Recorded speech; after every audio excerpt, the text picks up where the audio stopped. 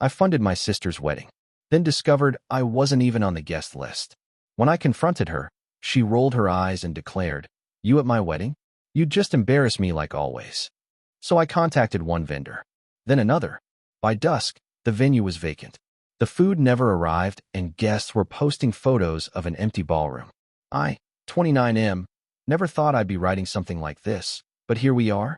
My world imploded 3 weeks ago, and I'm still picking up the pieces. My sister always had this way of making me feel invisible. Growing up, she was the golden child, beautiful, popular. Everything came easy to her. I was the awkward older brother who spent too much time with computers and not enough time being what our parents wanted. But despite everything, I loved her. I thought she loved me too. Last year, she got engaged to this guy from her college sorority days. Rich family, perfect teeth, the works. When she called me about the wedding, I was genuinely excited. She told me it was going to be expensive, that her fiancé's family had certain expectations, and that she was stressed about the budget. Being the successful software engineer I'd become, I offered to help. Actually, I offered to pay for most of it. The venue alone was $47,000. The catering was another $32,000. Flowers, photography, band, decorations, I covered it all. My savings account went from healthy to nearly empty, but seeing the relief in her voice made it worth it. For months, we talked about details. She'd call me excited about the dress she'd found, the menu she'd selected, the photographer she'd booked. I helped coordinate with vendors, signed contracts, made deposits. I felt more connected to her than I had in years. This was going to be her perfect day, and I was making it happen. 2 weeks before the wedding, I still hadn't received my invitation. I figured it was just an oversight. After all, I was practically the wedding planner at this point. So I called her to ask about plus ones and what time I should arrive for pictures. The silence on the other end of the phone lasted forever. Then she asked me what I was talking about. I explained that I needed to know the schedule since I'd be there early to make sure everything with the vendors was running smoothly. That's when she told me I wasn't invited. Not invited. To the wedding I had funded. To my own sister's wedding. I thought it was a joke at first, but her voice got that familiar edge it always had when she was annoyed with me. She explained that the guest list was very tight, very exclusive. Her fiancé's family had a specific vision for their special day, and they wanted everyone there to fit a certain image. I asked her what that meant, and she sighed like I was being deliberately dense. She said I wouldn't understand the social dynamics, that I'd probably wear something inappropriate, that I didn't know how to talk to her fiancé's friends and family. She was worried I'd embarrass her like I always did. Like I always did. Those words hit me like a physical blow. I reminded her that I had paid for everything. Literally everything. The venue, the food, the flowers, the band. She went quiet for a moment, then told me that was my choice. She never asked me to pay for anything, she said. I had offered, and she had accepted. That didn't automatically mean I got to attend. The conversation got heated after that. I told her this was insane, that you don't exclude your own brother from your wedding, especially when he's funding it. She got defensive, saying I was trying to manipulate her with money, that I was being controlling and selfish. Then she said something that will stay with me forever. She told me that just because I had money now didn't mean I belonged in her world. That I was still the same awkward, embarrassing person I'd always been, just with a bigger bank account. I hung up on her. For 2 days, I couldn't eat. I couldn't sleep. I kept replaying the conversation, trying to understand how we'd gotten here. This was my sister, the person I'd helped with homework, bought Christmas presents for, supported through breakups and career changes. I'd given her nearly everything I had saved, and she couldn't even give me a seat at her wedding. But the hurt was slowly being replaced by something else. Anger. Cold, calculating anger. I started making a list of all the vendors I'd contracted with directly. Since I was the one paying, most of the contracts were in my name. The venue coordinator knew me by voice. The catering company had my credit card on file. The florist texted me updates. The photographer sent me preview shots. I realized I had more power in this situation than my sister understood. The wedding was on a Saturday. On Thursday morning, I started making calls. First, I called the venue coordinator. I told her there had been a family emergency and we needed to cancel the wedding. She was sympathetic but explained that cancellations this close to the date would result in significant penalties. I told her I understood, that family comes first, and to please cancel everything effective immediately. Next was the catering company. Same story, family emergency, need to cancel, understood about the penalties. They were disappointed but professional. The florist was next, then the photographer, then the band. One by one, I methodically canceled every single vendor I had contracted with. Some asked if I wanted to reschedule. Others offered to hold deposits for future events. I thanked them all and confirmed that everything should be canceled and removed from their schedules. The beauty of it was that none of these vendors had my sister's contact information as the primary client. I was the one who had been handling communications. I was the one whose credit card was charged. As far as they were concerned, I was the client, and the client was canceling. By Thursday evening, I had successfully canceled every aspect of the wedding. The venue was released back to the venue company. The food orders were canceled. The flowers were redirected to other events. The photographer booked another client. The band took a different gig. I didn't tell my sister what I'd done. I figured she'd find out soon enough. Friday night, my phone started ringing. First call was from my sister, frantic. She was at the venue for the rehearsal dinner, but the staff was confused. They were telling her the event had been canceled, but that didn't make sense because everything was paid for and confirmed. I didn't answer. The calls kept coming. Voice messages filled with panic, then anger, then desperate pleading. She called me a monster. She called me vindictive. She begged me to fix whatever I had done. But it was too late. Even if I'd wanted to undo everything, you can't just recreate a wedding with 12 hours notice. The vendors had moved on. The venue was booked for another event. The catering company had already allocated their staff elsewhere. Saturday morning, I woke up to dozens of messages. Not just from my sister, but from our parents, her fiancé, even some of her friends who had somehow gotten my number. My parents were furious. They wanted to know how I could do this to my own sister.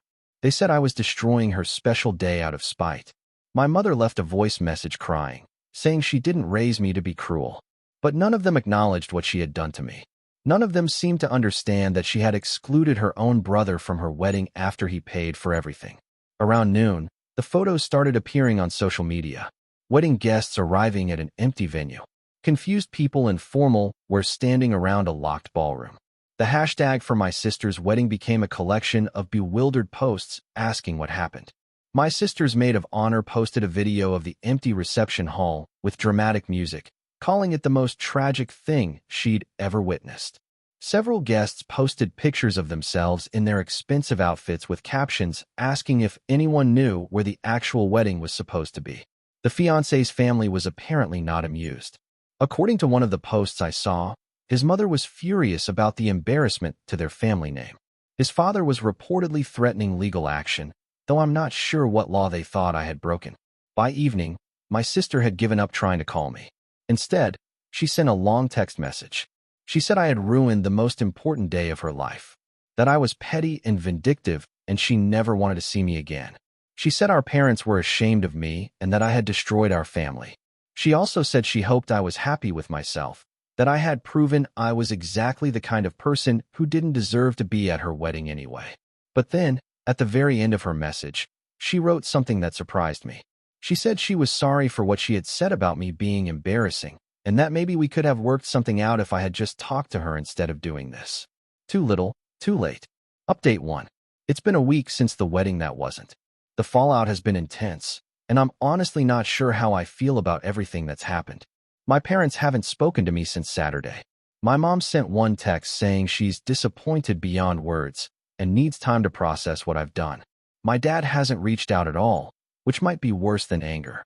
My sister attempted to put together a small ceremony the following weekend using what little savings she and her fiancé had left. From what I heard through mutual friends, about half the original guest list showed up. No fancy venue, no professional catering, just a simple ceremony at a local community center with pizza afterward. Part of me felt bad when I heard about that. I kept thinking about the little girl who used to ask me to help her build blanket forts, who would crawl into my bed during thunderstorms. But then I remembered her voice when she told me I'd embarrass her like always, and the sympathy faded. The legal threats from the fiancé's family turned out to be empty. I spoke with a lawyer just to be safe, and he confirmed that I hadn't broken any laws. The contracts were in my name, I was the paying party, and I had every legal right to cancel services I was purchasing. Morally questionable according to some people, sure, but not illegal. What I didn't expect was the reaction from other people. Somehow, the story got out beyond our immediate circle. I'm not sure if it was from the social media posts or if someone talked, but by Wednesday, I was getting messages from strangers. Some people call me a hero. They shared their own stories of being mistreated by family members who took their generosity for granted. One guy told me about funding his brother's business only to be pushed out of the company later. A woman wrote about paying for her sister's college tuition and then being excluded from the graduation ceremony because she didn't fit the image the sister wanted. But others called me vindictive and cruel. They said that regardless of what my sister did, ruining her wedding was going too far, that I could have found another way to handle the situation, that I was a grown man who should have been above such petty revenge. Reading those messages, I started to question myself. Had I gone too far? Was there another way I could have handled this? I keep coming back to that conversation, though. The way she said I'd embarrass her like always. The casual cruelty of it. Like my feelings didn't matter at all. Like all the years I'd supported her, helped her, loved her, meant nothing compared to her image management. My sister sent me another message this week. Not angry this time, just sad. She said she understood why I was hurt, and she admitted that excluding me was wrong. But she also said what I did was unforgivable, that I had humiliated her in front of everyone who mattered to her. She's right, I suppose. I did humiliate her. That was the point. Update 2. It's been a month now, and things have taken some unexpected turns. My parents finally reached out. Not to reconcile exactly, but because they needed to understand what had really happened. My mom called me last Tuesday, and for the first time, she asked to hear my side of the story. I told her everything. About funding the entire wedding, about the months of planning and coordination, about discovering I wasn't even invited, and about what my sister had said to me when I confronted her. My mom was quiet for a long time after I finished. She said she hadn't known I wasn't invited. My sister had told them I was too busy with work to attend, that I'd chosen not to come. She said she was angry that I'd lied to them, and I had to explain that I hadn't lied. I'd just let them believe what my sister had told them rather than defending myself. The conversation with my dad was harder. He's always been closer to my sister, always seen her as needing more protection and support. But when I showed him the receipts, literally, the payment confirmations for every vendor, his perspective started to shift. He asked me why I'd paid for so much in the first place. I told him it was because she's my sister and I wanted her to be happy. He asked why I hadn't just demanded an invitation instead of canceling everything. I told him I shouldn't have to demand an invitation to my own sister's wedding. We're not back to normal, but we're talking. My sister's marriage has been rocky. According to our cousin, the fiancé's family has been putting pressure on her about the wedding disaster. They're embarrassed by the social media attention and apparently blame her for not managing the situation better. There's talk that they want the couple to have another, more traditional ceremony to do it right this time, but my sister can't afford it. She reached out to me 2 weeks ago, not to apologize exactly, but to ask if I'd be willing to help with a second ceremony. She said she'd learned her lesson about family priorities, and she promised things would be different this time. I told her no, not because I'm still angry, though I am, but because I don't trust her anymore. She had months to include me in the first wedding. She had multiple opportunities to reconsider when I was literally paying for everything. The only reason she wants me involved now is because she needs my money again. That realization hurt more than the original exclusion. She still doesn't see me as her brother. She sees me as a financial resource. The strangest thing that's happened is that I've started getting contacted by other people in similar situations. Someone created a social media group called Family ATM Stories, where people share experiences of being taken advantage of by relatives. My story apparently struck a nerve with a lot of people. Reading these stories has been both validating and heartbreaking. So many people being used by family members who only contact them when they need money. So many generous people having their kindness exploited and then being made to feel guilty when they finally stand up for themselves. One message particularly stood out. A woman wrote about funding her daughter's wedding only to discover that her daughter was ashamed of her blue-collar job and had told people she worked in family business management instead of admitting her mother was a janitor. The daughter had seated her in the back corner of the reception hall, away from the important guests. Stories like that make me feel less alone in what I went through. Update 3. 3 months have passed since what my family now refers to as the incident. Life has settled into a new normal, though it's not the normal I expected. My relationship with my parents has mostly recovered. They've come to understand that what I did, while extreme, came from a place of deep hurt rather than malicious intent. My mom admitted that my sister has always had a tendency to take advantage of people's generosity, and that they'd enabled that behavior by making excuses for her. My dad surprised me by saying he was proud of me for standing up for myself, even if he wished I'd found a different way to do it. He said he'd spent too many years watching me let people walk over me, and that maybe this was something I needed to do. My sister's marriage ended 2 months ago. The pressure from the fiancé's family, combined with the financial stress and public embarrassment, was too much. According to our cousin, there were also some underlying issues that the wedding disaster had brought to the surface. The fiancé apparently blamed my sister for not managing her family better, and suggested that if she couldn't control her own brother, how could he trust her with more important matters? When I heard about the divorce, I felt complicated. Part of me was satisfied that there were consequences for her actions. But part of me was sad for her, because despite everything, I still remember the little sister who used to think I was the smartest person in the world. She moved back in with our parents temporarily. My mom told me she's been struggling with depression and has started therapy. Apparently, the therapist has helped her understand some things about how she treats people, particularly family members. Last week, my sister asked our parents if I would be willing to meet with her. Not for money, not for help with anything, just to talk. She said she's been working on understanding why she behaved the way she did, and she wants to take responsibility for her actions. I agreed to meet her at a neutral location, a coffee shop halfway between our places. I was nervous, honestly. I hadn't seen her since before the wedding disaster. She looked different, smaller somehow, less confident. She thanked me for coming, and then she did something she'd never done before in our adult lives. She took full responsibility for what happened. She told me she'd been jealous of my success for years. That watching me go from the awkward kid she remembered to a successful professional had been hard for her to accept. She said she'd built her identity around being the special one in the family, and my success had threatened that identity. She admitted that excluding me from the wedding was about her own insecurity, not about me being embarrassing. She said she was afraid that having me there would highlight the fact that I was funding everything, which would make her feel like less of an independent adult. But the thing that surprised me most was when she said she understood why I did what I did. She said the therapist had helped her see that my reaction, while extreme, was proportional to the betrayal I'd experienced. She said if someone had done to her what she did to me, she probably would have reacted even worse. She didn't ask for forgiveness. She didn't ask for money. She didn't ask for anything except the chance to acknowledge that she'd been wrong and to tell me she was sorry. I told her I appreciated the apology, and I meant it. But I also told her that sorry doesn't undo the damage. That I'd lost trust in her that would take a long time to rebuild, if it could be rebuilt at all. She nodded and said she understood. She said she didn't expect me to forgive her right away, or maybe ever.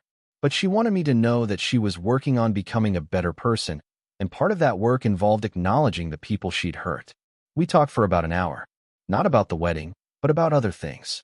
About our childhood, about our parents, about what we wanted from life going forward. It wasn't like the old days, but it wasn't hostile either. As I was leaving, she told me she was proud of me for standing up for myself.